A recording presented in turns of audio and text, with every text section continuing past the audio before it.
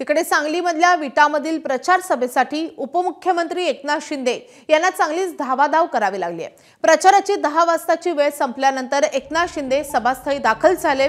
शिंदे यांनी धावत स्टेजवर जात उपस्थितांसमोर काही मिनिटे भाषण केलं।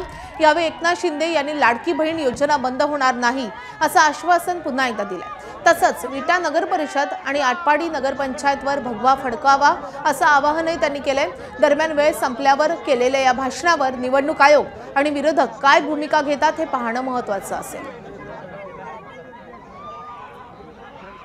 जे बोलतो तेच करतो, जे होणार नाही ते बोलत नाही आणि म्हणून एक बार मैंने कमिटमेंट कर दी तो फिर खुटकी भी नहीं समझना है।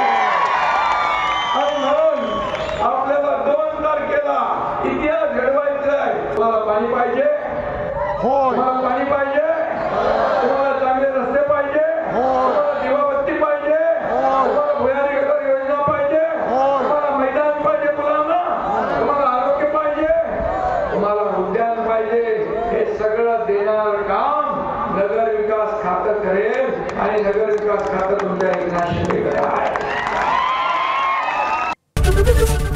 एबीपी माझा, उघडा डोळे बघा नीट।